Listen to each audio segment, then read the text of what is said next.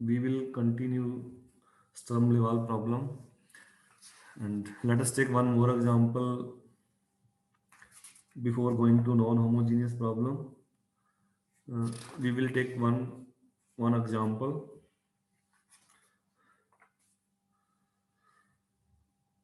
So solve the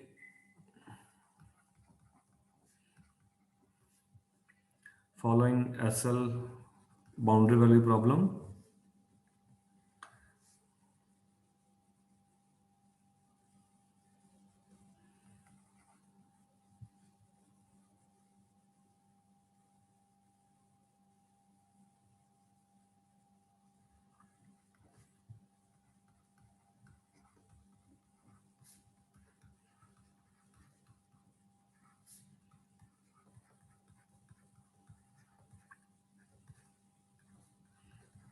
With these boundary condition, mixed type boundary condition.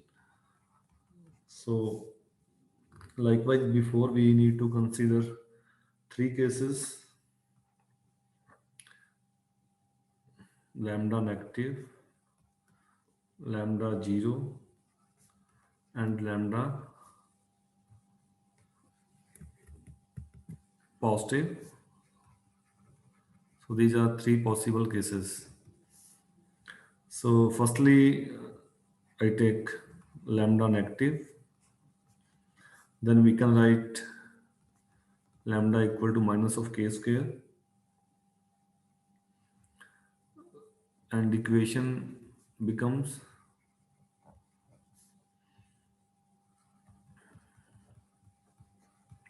so this is constant coefficient homogeneous equation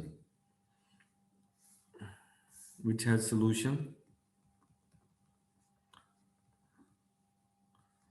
some constant e power kx, another constant e power minus kx. Using boundary condition,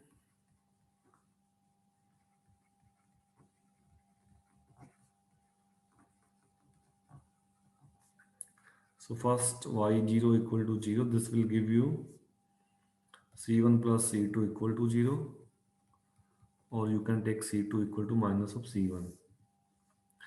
Second boundary condition, y at 1 and y dash at 1 equals to 0. This will give you c1 e power k plus c2 e power minus k, then k c1 derivative e power k and minus c2 k e power minus k equal to 0. So if you fit c2 equal to minus c1 and simplify, then you got both constants c1 c2 equal to 0. So hence we get only trivial solution y equal to 0.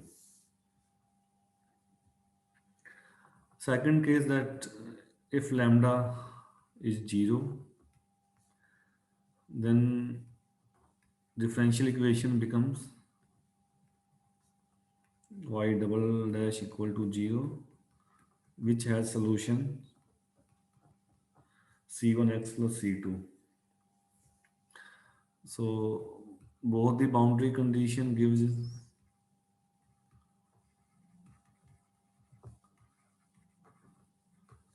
so first one is y at 0, this will give you c2 equal to 0. Second boundary condition, y at 1 plus y dash 1. So y at 1. So this is c1, y dash,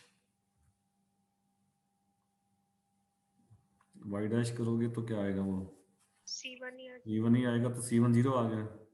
ठीक है. So both c1 c2 0.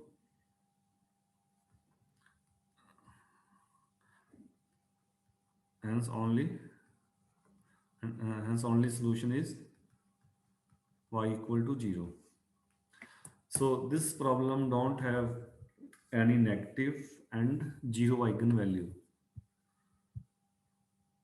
since eigenvalues are non-zero.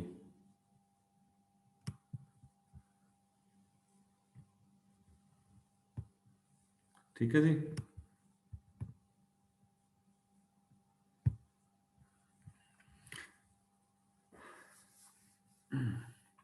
So third case that will give you solution. So let lambda positive and we can let lambda equal to some case. फिर एक बार previous page दिखाना।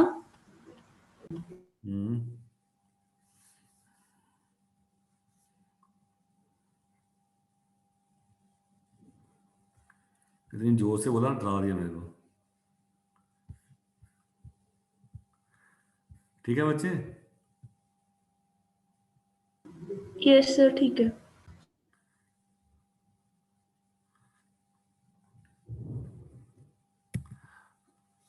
So you can take lambda equal to k square.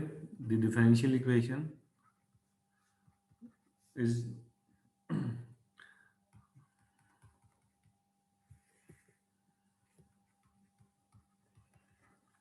so general solution is, more precisely we say general solution is y equal to c1 sin kx plus c2 cos kx. So फिर boundary है, यहाँ के square Y नहीं आना चाहिए। हाँ y आएगा। So y at 0 क्या मिलेगा यहाँ से, c2 0, ठीक है। c1 sin 0 0 बन जाना है, c2 cos 0 1, so c2 is 0. Second boundary condition at 1, this is y1, y dash 1, ये क्या देगा y1, so c1 sin k, c2 तो 0 है, लिखने की जरूरत नहीं है। y dash करोगे तो ये आपको देगा c1 k, साइन का डेरिवेटिव आ जाएगा cos। So to get for non-trivial solution, that is c1 is non-zero, so we have sin k plus k cos k equal to 0. So k satisfies this non-linear equation, so this is not usual equation. पहले तो आपको मिल गया था ना कि सीधा solution मिल गया कि ठीक है, अब आपको नहीं मिल रहा सीधा sin k, so we need to solve. If you further simplify, you can write this equation k equal to minus of tangent of k.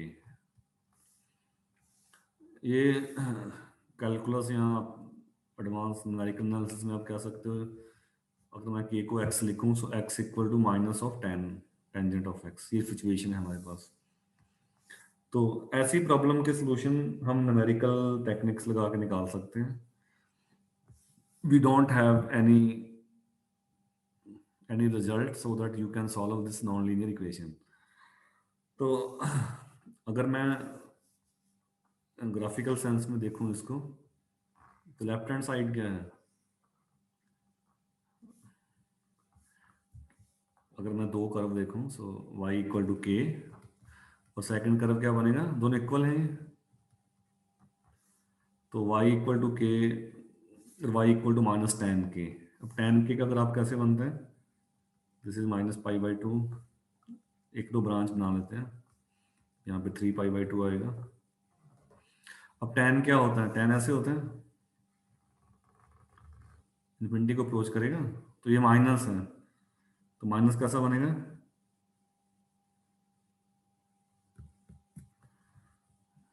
ऐसा बन जाएगा उल्टा।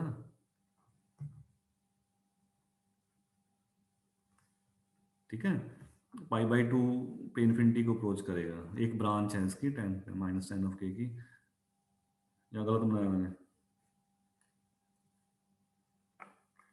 हाँ ठीक बनाया, माइनस टेन के, फिर दूसरी ब्रांच यहाँ पे आएगी, सेम सेम पैटर्न रिपीट होगा, सेम इसी टाइप का फोटोकॉपी यहाँ पे चिपका देनी है आपने। इधर भी ऐसे ही जाएगा, ठीक है, इधर भी ऐसे ही, एंड सो ऑन। ठीक है, y equal to right hand side minus ten k को जस्ट प्लॉट किया मैंने, ये y हो गया आपका, ये x लिखना x लिख लो, k लिखना k लिख लो। अब लेफ्ट हैंड साइड क्या y इक्वल टू k, तो वो लाइन कैसे बनती है, ऐसे बनती है, y इक्वल टू x। तो सिचुएशन क्या है कि दोनों इक्वल हैं, k equal to minus of tan k, ठीक है। तो इस प्रॉब्लम के अब सोल्यूशन क्या होंगे, जिसपे ये ग्राफ कट कर रहे हैं, tan का माइनस tan का ग्राफ, यानी कि इक्वल होने का मीनिंग क्या है, दोनों का y कोऑर्डिनेट इक्वल हो।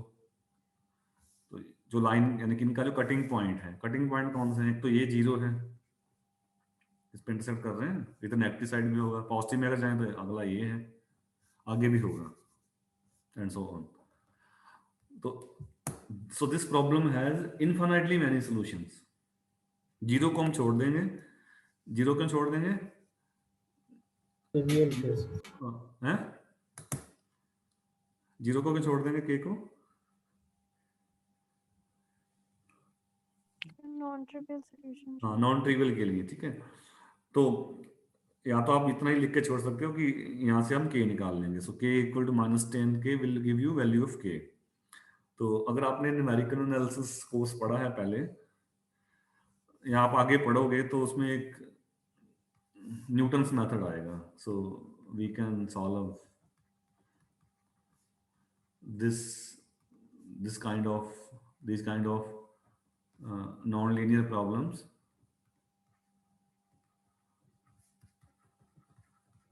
using Newton's method. There are many techniques, I am naming one using Newton's method. तो न्यूटन मेथड इटरेट करता है। अब इटरेट का मीनिंग है कि मैं इधर राइट में लिख रहा हूँ, सो आपके पास जो इक्वेशन थी वो ये थी, मैं एक्स में लिख रहा हूँ, ठीक है, एफ एक्स, के में लिखना के में लिख लो। तो आपकी इक्वेशन ये थी x plus tan x equal to 0, ठीक है, यही थी। के प्लस एक ही साइड में लिखेंगे हम, के प्लस टेन के, चाहे आप ये लिख लो साइन के प्लस के कॉस के इक्वल टू 0, ठीक है, किसी को भी लिख लो आप। तो इसका जो फार्मूला है इटरेशन का, so x n plus one equal to x n minus f x n divide by f dash x n. Iterate का मीनिंग है कि आप एक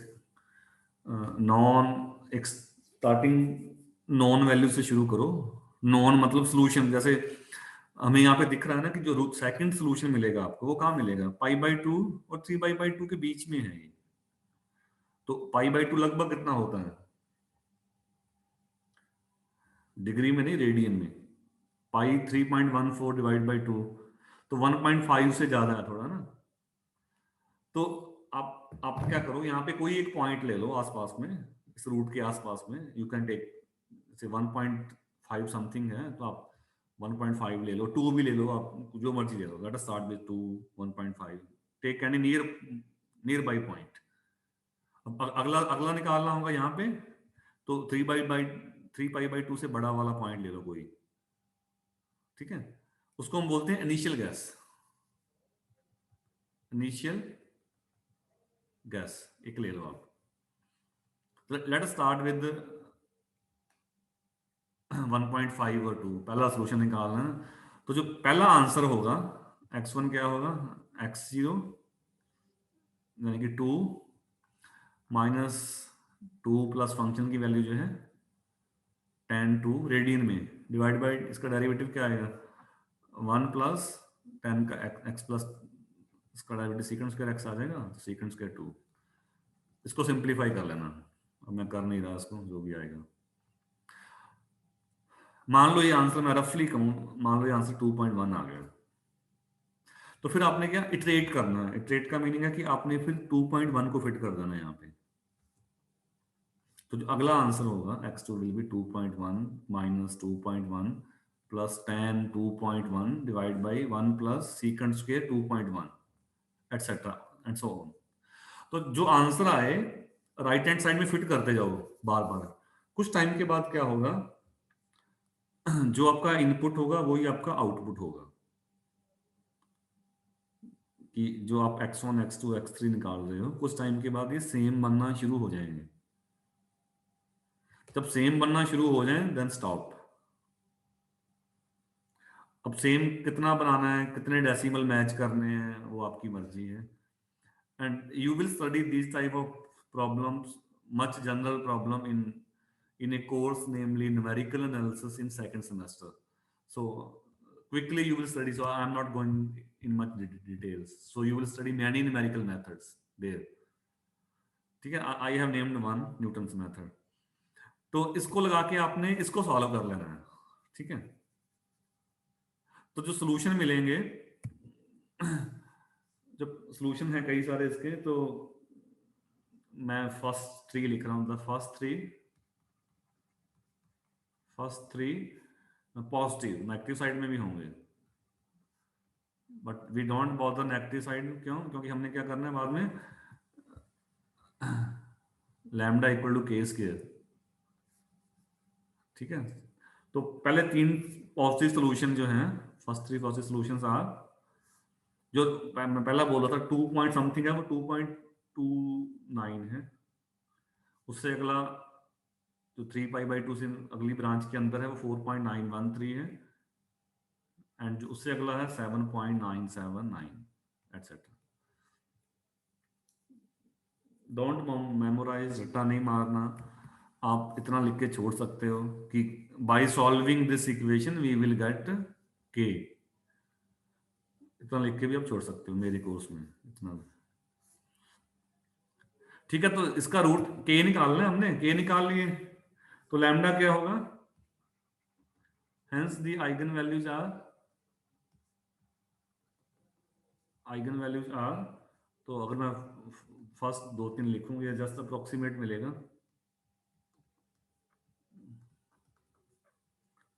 4 का ये अगला कितना बनेगा स्क्वायर, ये 4.913, 24.14, चेक कर लेना थोड़ा सा, स्क्वायर कर देना ना आगे लैम्डा, फिर 63.66, और एक बर्डन, सॉरी बर्डन नहीं, जो आपकी बॉयसे की बुक है उसने इसका अप्रोक्सीमेशन भी दिया है कि ये लगभग ये सेटिस्फाई करती हैं, लगभग, और बिल्कुल इक्वल तो नहीं है, लगभग। अगली के लिए शुरू में नहीं करती, for n equal to 4 5 etcetera, तो पहले n को 4 फिट कर दो, जो लगभग आंसर आए वो निकाल लो अप्रोक्सीमेट, फिर 5 एंड सो ऑन। तो अगले वाले रूट अप्रोक्सीमेटली इस पैटर्न को फॉलो करते हैं। So you got eigen value, ठीक है। तो आइगन फंक्शन क्या होंगे,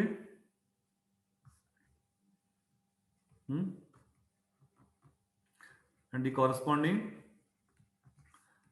आइगन फंक्शंस आर, क्या होंगे बोलो, हैं? क्या बचा था इक्वेशन के अंदर, सॉल्यूशन था, हमने अज्यूम किया था C1 sin kx plus C2 cos kx, so C2 is 0, तो C1 के साथ साइन बचेगा, sin kx, ठीक है। यानी कि sin k को क्या लिख देता हूं मैं, अंडरूट लैम्डा, जो भी लैम्डा n है, और साथ में x, n 1 2 3 etcetera. So these are the eigen, these are eigen functions and these are the eigen value.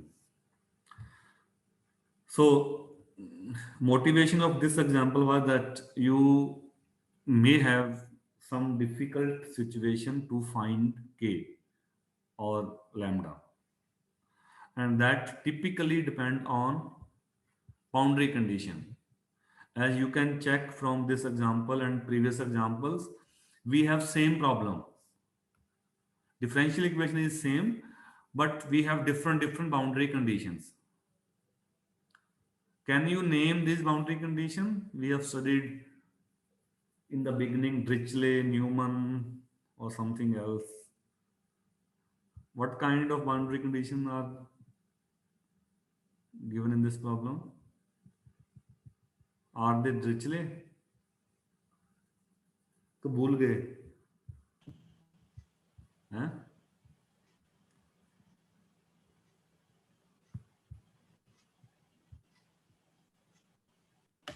बोल दो कोई तो। खुशबू बोल रही है शायद। मिक्स्ड है। मिक्स है। ठीक है, तो क्विज में ये भी पूछ लेते हैं कई बार, ठीक है।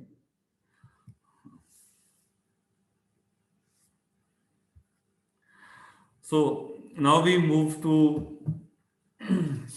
non-homogeneous Sturm-Liouville problem.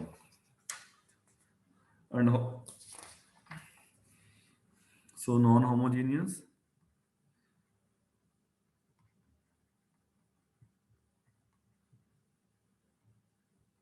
Sturm-Liouville boundary value problems. तो इनको सॉल्व करने का तरीका सिर्फ जो ओडी में हम करते थे दैट उसी के सिमिलर है। So how you solve non-homogeneous problem? So first you solve homogeneous one. ठीक है, then using the solution of homogeneous you solve non-homogeneous problem. तो यहाँ पे भी सिमिलर आइडिया है। Firstly we solve, so these are points, लिखना एक बार, लिखना नहीं इसको। We solve homogeneous Sturm Liouville boundary value problem. ठीक है जी, उससे आप क्या निकालोगे? आइगन वैल्यू और आइगन फंक्शन। फिर हम क्या करेंगे, एक स्टेप यहाँ फर्दर और होगा, हम इनको नॉर्मलाइज कर देंगे। अब नॉर्मलाइज का मीनिंग क्या था कि सेम का सेम के साथ इनर प्रोडक्ट लो तो वो 1 होगा। So just to simplify the calculation, we will normalize those eigen functions. तो फिर हमने एक पीछे रिजल्ट पढ़ा था, फूरियर सीरीज भी हमने लिखा था। सो वो सीरीज क्या कहती थी कि so you got orthogonal eigen vectors, eigen function कह लो आप, आपको मिल गए five. Then you can write any function, any another function as a linear combination of these functions. Okay, depending 1 या 0 से शुरू होगा जो भी। So you can express any piecewise continuous function as a linear combination. तो Cn की values क्या थी यहाँ पे? What was Cn? Inner product of f with phi n, fx and phi n upon phi n क्या था? into phi n का phi n के साथ। अब हमने नॉर्मलाइज कर दिया, तो इसका फायदा क्या हुआ? नॉर्मलाइज का मीनिंग क्या है? ये इनर प्रोडक्ट 1 होगा सेम का सेम के साथ। तो आपका Cn क्या मिले आपको? fx और phi nx। Just inner product ये निकालो, ये नीचे वाला हमेशा 1 है। This is 1 by definition. तो अब आप नॉन होमोजीनियस को सॉल्व कैसे करोगे? हमने ये आइडिया यूज करना है। So first solve homogeneous. अब जो नॉन होमोजीनियस प्रॉब्लम है, इसका जो सॉल्यूशन होगा, कोई सॉल्यूशन होगा, कोई फंक्शन होगा, तो फंक्शन ही होगा। मान लो सॉल्यूशन फाई एक्स है, फाई एफ जो भी कहोगे आप, फाई एक्स। तो अब थ्योरी क्या कहती है कि आप कोई भी फंक्शन को इनके कॉम्बिनेशन की फॉर्म में लिख सकते हो। तो क्यों ना हम जो नॉन होमोजीनियस का सॉल्यूशन है उसके सॉल्यूशन को इनके कॉम्बिनेशन की फॉर्म में लिख लो आप। ये तो लिख ही सकते हो विद सम कांस्टेंट, तो वहां से आप bn निकाल लो। ठीक है, so to solve non homogeneous problem, firstly you need to solve homogeneous problem. तो जो नॉन होमोजीनियस का सॉल्यूशन होगा तो वो फंक्शन ही होगा x का। उस फंक्शन को, जो भी सॉल्यूशन अननोन है, उस फंक्शन को भी आप उन ऑर्थोगोनल फंक्शन के लीनियर कॉम्बिनेशन की फॉर्म में लिख सकते हो। किसके लीनियर कॉम्बिनेशन की फॉर्म में? होमोजीनियस प्रॉब्लम की। तो वहां से हम कुछ निकाल लेंगे coefficients, then we will move further. तो थोड़ा क्लियर हुआ कुछ concept, what we want to do.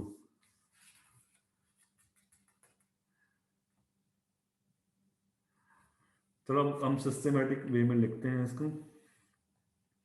सो ये जस्ट मैंने समझाने के लिए लिखा था। I am erasing this stuff. So Firstly, we take non-homogeneous problem. So we consider operator की टर्म में लिखोगे तो minus p x y dash dash plus q x y. अब होमोजेनियस प्रॉब्लम हमने किसको लिखा है, पी एक्स वाई, जो बेसिक प्रॉब्लम है आपका। अब नॉन होमोजेनियस इसको कह रहे हैं राइट हैंड साइड में एक एक्स का फंक्शन है। तो यहाँ पे हमने लिखा था lambda r x y, lambda को मैं लिख रहा हूँ म्यू, यहाँ पे म्यू और एक्स वाई, ठीक है। लैम्डा मैं लिखूंगा होमोजेनियस के लिए अलग से। So we consider, you can say this is, we consider non homogeneous problem, we consider non homogeneous Sturm Liouville boundary value problem plus fx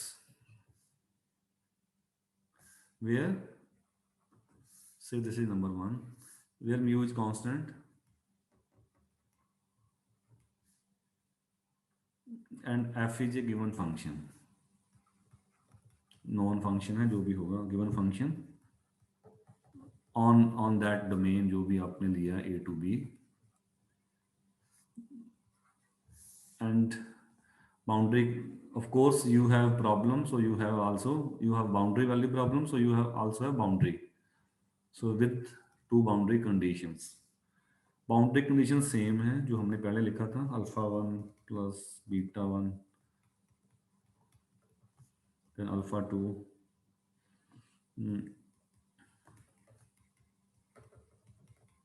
okay, so these are boundary conditions।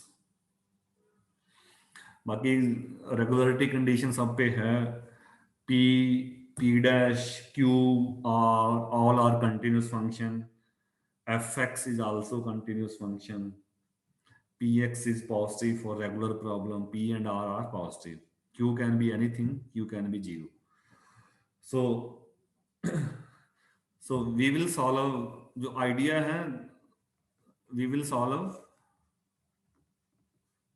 this problem। उस theory का नाम क्या था, हमने लिखा था पूरी series, f x equal to, वो लिखते उसको हमने क्या बोला था, ध्यान है कुछ नाम उसका?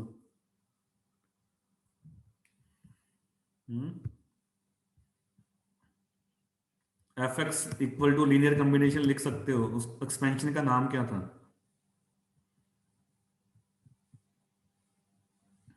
Can you name that expansion?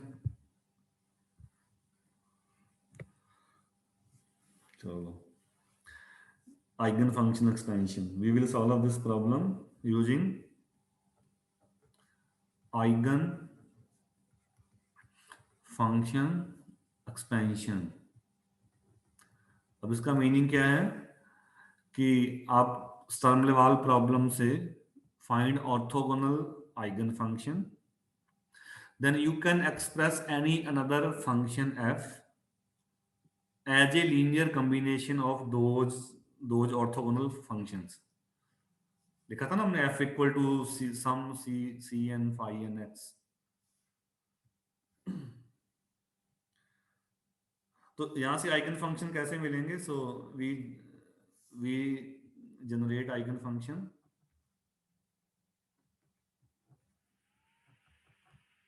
by solving the corresponding homogeneous Sturm Liouville boundary value problem. तो उसको मैं लिख रहा हूं L of y equal to lambda r x y. Mu नहीं लेना आपने, कुछ और लेना है, इसको डिफरेंट डिफरेंट लेने हैं आपने,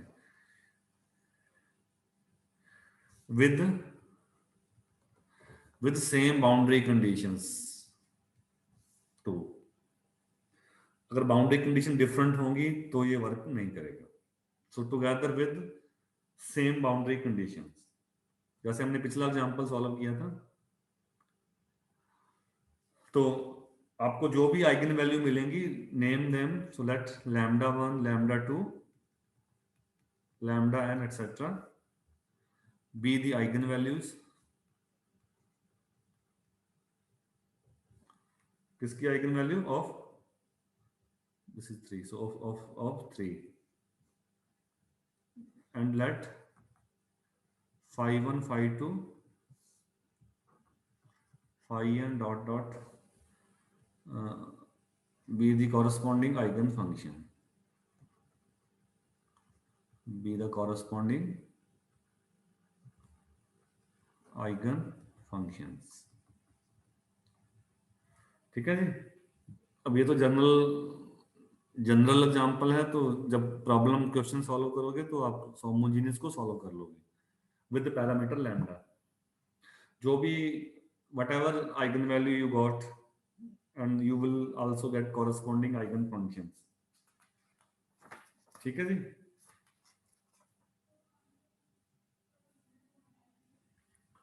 फिर एक स्टेप जो मैंने फर्दर कहा था, we normalize these eigen functions.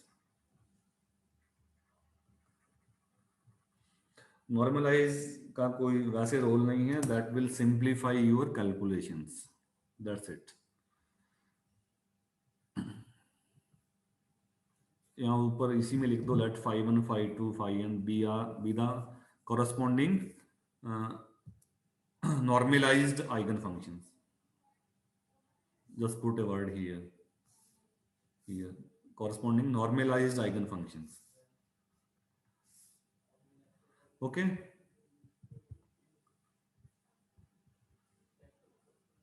ठीक है अंशिका,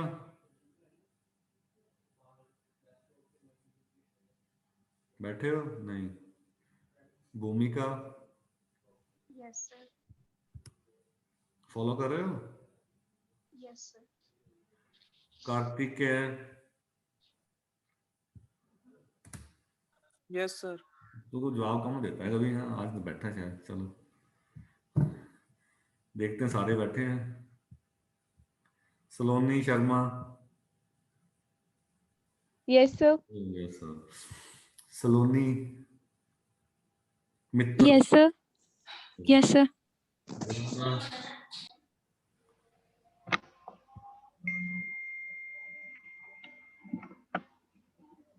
वृंदम, यस सर. फॉलो कर रहे हो वृंदा? हैं? अब नहीं यस कहना. So solve the homogeneous one and find normalized eigenfunctions. ठीक है.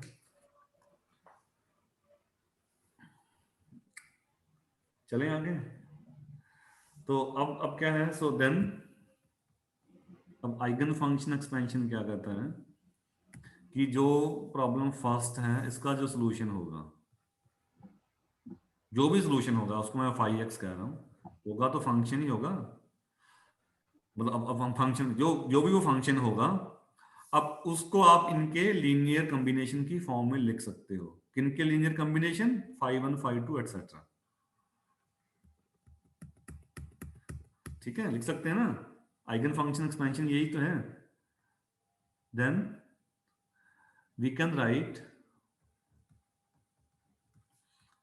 द सॉल्यूशन ऑफ, अब नॉन होमोजीनियस को मैं नंबर से कॉल करूं, नॉन होमोजीनियस प्रॉब्लम 1 एज, जो भी सॉल्यूशन फाई एक्स होगा उसको हम क्या लिख सकते हैं?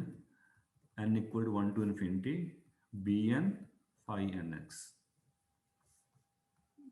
वेयर bn का वैल्यू क्या होगा? a टू b, ये ऑर्थोगोनल होते हैं, वेट फंक्शन भी आएगा rx. कैसे डिफाइन है? Phi x multiply by phi n x. किसको सिंप्लीफाई किया है मैंने? इसको किया है. आप ऊपर लिखोगे ना फाई का फाई एन के साथ इनर प्रोडक्ट, और डिवीजन में क्या करते हो? फाई एन का फाई एन के साथ. So by definition this is 1 due to orthonormal. तो ऊपर वाला इनर प्रोडक्ट डिफाइन कैसे है? Integral a to b with weight function r x, दोनों फंक्शन को मल्टीप्लाई कर दो, फाई फाई एन एक्स. ठीक है, तो इनको नंबर लगा देते हैं हम. से दिस इज 4, जो आपने bn लिखा है से दिस इज 5, इसको हम हटा देते हैं, ठीक है, हमने बहुत बार लिख लिया, से दिस इज 5। तो अब कहने का मीनिंग है कि आप सोल्यूशन नॉन होमोजीनियस का निकाल सकते हो, फाई एन तो पता है, ठीक है, फाई एन तो पता है, बट बी एन नहीं पता। अब बी एन कैसे निकालोगे? बी एन के अंदर r x, you know r x, you know phi n x. अब बी एन के अंदर फाई है, फाई तो सोल्यूशन है नॉन होमोजीनियस का, that you don't know. So indirectly you cannot use this formula 4 to write the solution, but हम इसी से आगे बढ़ेंगे। So since we don't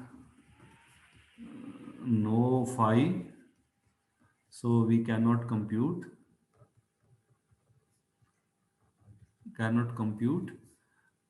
phi of x, so we cannot compute bn, ठीक है जी। अब तो हम फर्स्ट को दोबारा से लिखते हैं, नाउ बाई फर्स्ट, बट हम आगे तो बढ़ेंगे।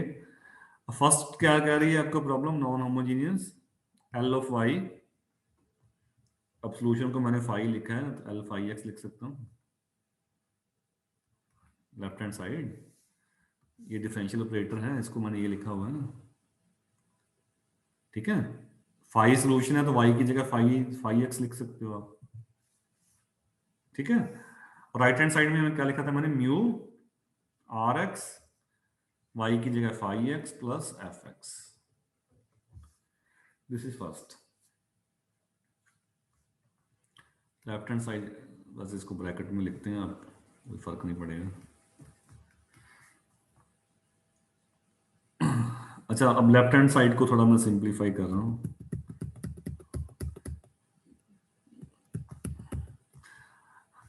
लेफ्ट हैंड साइड में फाई एक्स की वैल्यू डाल दो 4 से। अब 4 क्या कह रही है? फाई एक्स की जगह क्या लिख सकते हो? B n phi n x. तो लेफ्ट को थोड़ा सा सिंप्लीफाई कर रहा हूं मैं, क्या यूज कर रहा हूं मैं? यूजिंग 4, लेफ्ट को सिंप्लीफाई कर रहा हूं। तो ये क्या बन जाएगा? डिफरेंशियल ऑपरेटर किस पे एक्ट करेगा? बी एन डेरिवेटिव है जिसमें एक्स होगा उसी पे लगेगा, बी एन तो कांस्टेंट है, तो डिफरेंशियल ऑपरेटर किस पे आ जाएगा? फाई एन पे, ठीक है। और राइट हैंड साइड इसकी क्या वो आ जाएगी? म्यू आर एक्स, अच्छा इसमें भी लिख दो ना वैल्यू,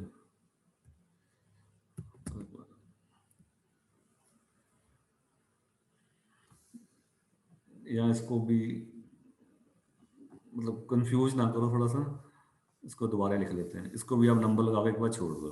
बाई फर्स्ट से दिस इज 6। अब इसको सिंप्लीफाई करते हैं, आगे कर लो। So further left hand side लिखा इसका 6 का, ठीक है। एल लेफ्ट हैंड साइड को सिंप्लीफाई कर रहा हूं मैं एक बार, ठीक है। फाई एक्स को लिखा क्या? 4 से क्या लिख दिया हमने? B n phi n x लिख दिया यहाँ पे फाई एक्स की जगह। अब डिफरेंशियल ऑपरेटर एल फाई इस पे चला जाएगा, और एल फाई एन क्या बनेगा? फाई एन किसका सोल्यूशन है? Homogeneous. होमोजीनियस का, शाबाश। तो ये क्या बनेगा? N equal to 1 to infinity. तो होमोजीनियस का सोल्यूशन तो क्या रिटर्न करेगा? What will be L phi n from 2 3? 0. L y की जगह फाई एन कर दो, एल फाई एन क्या बनेगा? लैम्डा आर एक्स, वाई की जगह phi n by using 3। So this will be lambda की जगह लैम्डा एन आ जाएगा, lambda r x phi n x from 3।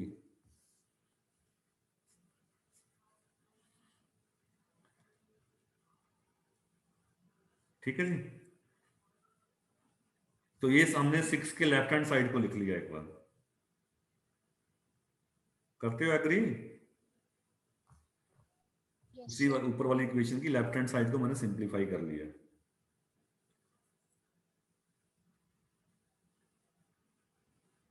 अब मैं 6 को लिख रहा हूं दोबारा, ठीक है। तो लेफ्ट हैंड साइड तो उसका बन गया ये n equal to 1 to infinity bn lambda n rx phi n x, ये x है, ठीक है, ये n है। राइट हैंड साइड क्या है? म्यू rx, 6 को लिखते हैं पूरी को, राइट को लिख रहा हूँ। phi x क्या है? phi x को लिखो तो 4 से summation n equal to 1 to infinity bn phi n x plus fx। तो एक चीज यहाँ पे एक सिमेट्री सी बन रही है, ठीक है। rx यहाँ पे आ रहा है, rx यहाँ भी आ रहा है। अब f फंक्शन है तो f को भी, जैसे आपने फाई लिखा है, f को भी आप ऐसे लिख सकते हो। f भी तो फंक्शन है, f क्या बन जाएगा? fx equal to n to 1 to इन्फिनिटी, यहाँ पे कोई दूसरे कॉन्स्टेंट cn आ जाएंगे, cn phi n x। तो cn की वैल्यू क्या होगी? a टू b rx, यहाँ पे आ जाएगा fx phi n x। किसी भी फंक्शन को आप लिख सकते हो। तो एक सिमेट्री बनाने के लिए मैं क्या लिख रहा हूं? fx को क्या लिख रहा हूं? rx, सब में r है तो दोनों साइड से वो कैंसिल हो जाएगा। r के अंदर n नहीं है, ठीक है। एक ही फंक्शन है सारी टर्म के अंदर जो n के बिना है, वो कौन सा है? rx। चलो म्यू तो कांस्टेंट है, म्यू तो इसमें तो लेफ्ट में नहीं है, तो मैं यहां पे लिख रहा हूं rx। तो f को क्या लिख सकते हैं? fx बाई rx लिख सकते हैं, और rx नॉन जीरो होगा ही हमेशा।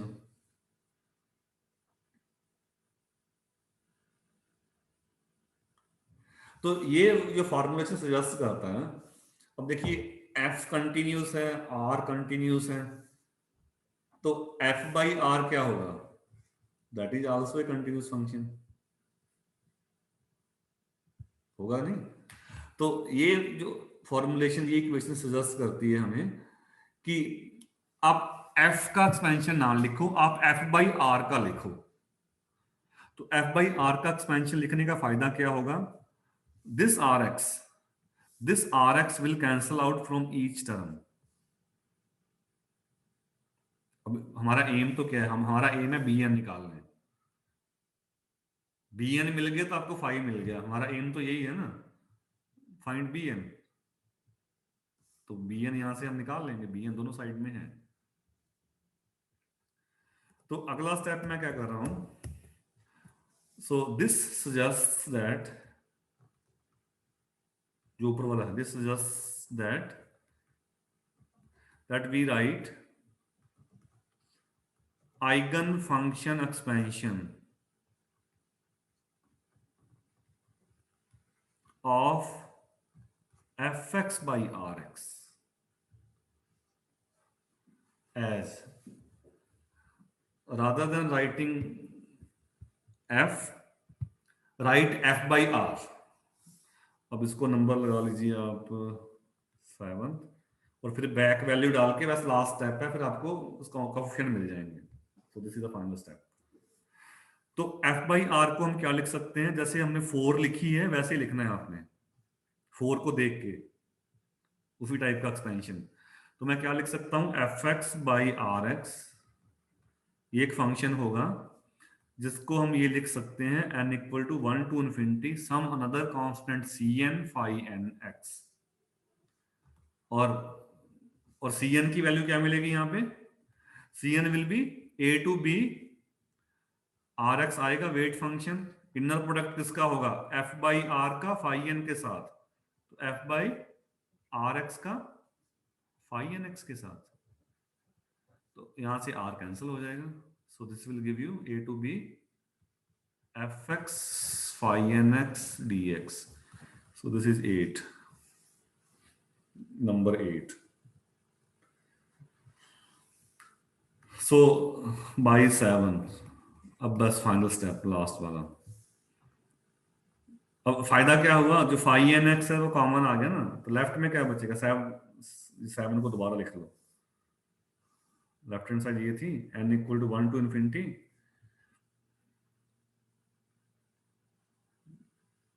मैं कॉमन करके लिख रहा हूं, इसमें बचेगा lambda n minus mu b n c n इधर आ जाएगा, और फाइव एन एक्स भी कॉमन आ जाएगा इक्वल टू 0। 7 में फिट कर दो, फर्स्ट टर्म क्या बचेगा, आर एक्स कैंसिल हो जाएगा सबसे, r x will cancel out, इसका सीरीज आपने लिख दिया। तो फर्स्ट टर्म में क्या बचा, बी एन लैम्डा एन, ये उधर जाके माइनस हो जाएगा, म्यू बचेगा म्यू बी एन, और लास्ट वाली में क्या बचेगा, सी एन, ये लिख दिया मैंने। फर्स्ट दोनों से बी एन कॉमन भी आ रहा है, b n. So this is true for every x, हर एक एक्स के लिए ट्रू है, तो इसका मीनिंग क्या होगा, है? इसका मीनिंग क्या होगा, जो कॉफिशिएंट है वो 0 है, जो हम पावर सीरीज में करते थे, एटसेट्रा। तो यहां से इस इक्वेशन को सॉल्व करके you can compute b n. तो लैम्डा एन आपको दे, लैम्डा एन कैसे मिलेगा, eigen value of homogeneous, mu equation के अंदर फैक्टर दे रखा है, that is given number, b n हमने कंप्यूट करने हैं, और सी एन क्या है, सी एन जो आपका एफ एक्स है, f x by r x, उसका एक्सपेंशन लिखो, वहां से आप निकालो इससे। So what is c n, c n is this a to b integral fx phi nx. So by solving this equation you can compute bn. So if you know bn, then by 4 you can write solution of non-homogeneous one. Okay, करते हो agree? Yes, sir. But यहाँ पे थोड़ा सा दिक्कत हो सकता है, छोटे छोटे केस हैं एक तो, if we have times, we don't have time. Okay, so यहाँ पे थोड़ा सा दिक्कत ये हो सकता है, अगर ये दोनों इक्वल हो गए फिर क्या होगा, CM 0 आ जाएगा। ये आ जाएगा। तो अगर सी एन 0 है फिर तो ठीक है, बट अगर सी एन नॉन 0 है तो ये रिलेशन वैलिड ही नहीं है, नहीं, अगर सी एन नॉन 0 है तो, so that that cases we need to address. तो पहला केस है आपका, तो लिख ही लेते हैं, थोड़ा टाइम तो है ही। सो फर्स्ट सपोज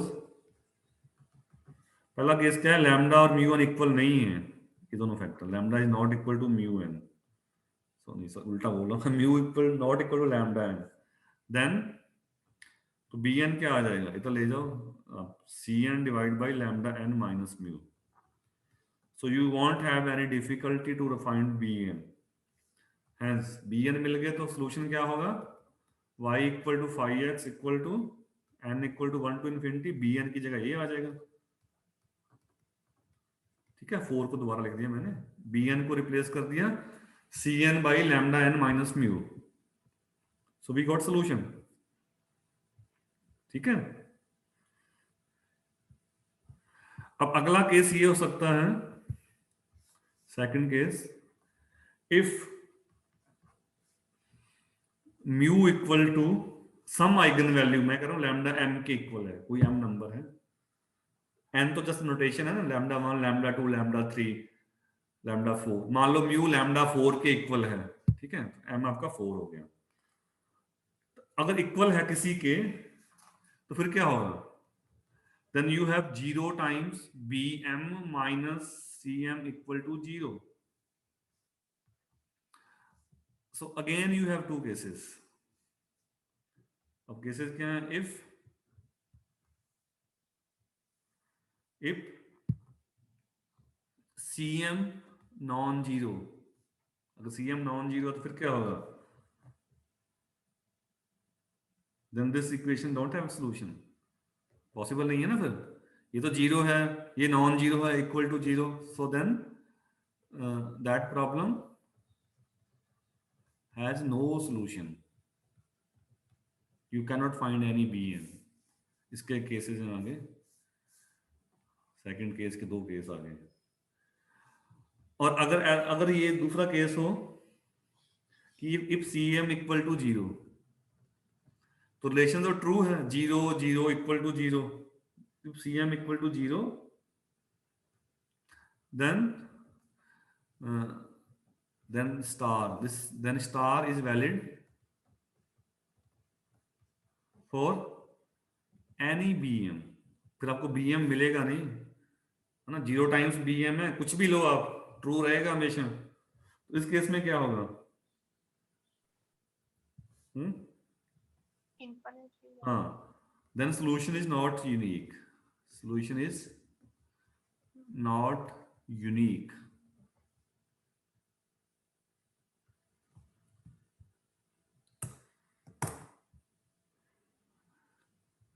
ठीक है जी। So tomorrow we will take examples of this situation. Tomorrow means next working day, next class. Okay? Sir. तो अब क्वेश्चन में हमने ड्राइव नहीं करना फार्मूला, आपने ये लास्ट लाइन ध्यान रखनी है। You can use directly this one. This line you can use directly. This one. Problem में हम ड्राइव करके